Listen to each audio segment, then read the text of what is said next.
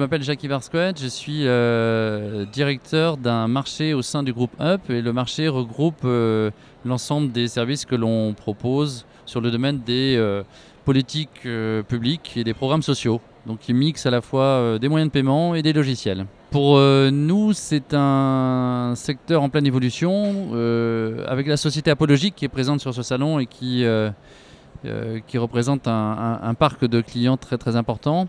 On constate une concentration des acteurs qui nous force et nous amène à adapter nos outils pour pouvoir étoffer nos gammes et faire en sorte que notre approche soit la plus ensembliste possible. Ce qui nous intéresse, c'est de couvrir l'intégralité des métiers du service à la personne, en système d'information bien sûr, que ce soit d'ailleurs dans le médico-social ou la santé, à part égale. Ce qui nous importe et ce que l'on constate, c'est beaucoup d'enjeux autour de la relation aux bénéficiaires et à ses proches.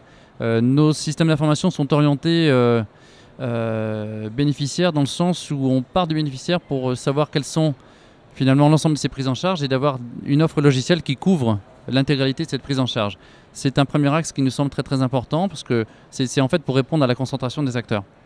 Ce qui constitue également une position unique pour notre groupe, pour la société Apologique et le groupe UP, c'est que nous sommes présents également en système d'information sur les financeurs, que sont les conseils départementaux, la CNAV, et également sur les CCAS, qui sont à la fois financeurs et opérateurs de l'aide sociale. Alors en tant qu'opérateur éditeur de logiciels dédiés au service à la personne, représentant une expérience tout à fait conséquente, puisque ça fait 25 ans qu'on est sur ce métier, on ne peut que les inviter à faire confiance à l'éditeur, parce que nous véhiculons une expertise accumulée au fil des années. Nous avons un champ très très large de connaissances de leur métier.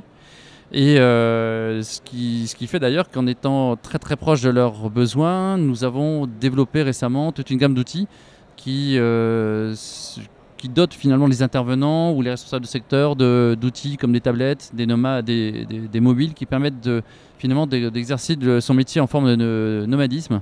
Et c'est pour nous quelque chose qui est très très porteur puisqu'on cherche tous à gagner du temps, à gagner de l'efficacité. Donc le fait d'être en mode nomade, ça permet d'éliminer le papier, d'être très interactif, de partager une information. On a un exemple très précis, on invite nos confrères et concurrents éditeurs de logiciels et on est seuls à pousser dans ce sens-là, à ouvrir les systèmes d'information pour partager tout ce qui est planification auprès par exemple du bénéficiaire pour faire en sorte qu'en cas d'urgence, on puisse prévenir l'ensemble des acteurs de l'absence d'une personne prise en charge habituellement. Donc ce type de solutions, nous en faisons la promotion. De par notre positionnement de leader sur ce domaine-là, on se doit d'inviter nos confrères à venir partager avec nous tout un tas d'informations. Et on pense qu'ils vont jouer le jeu.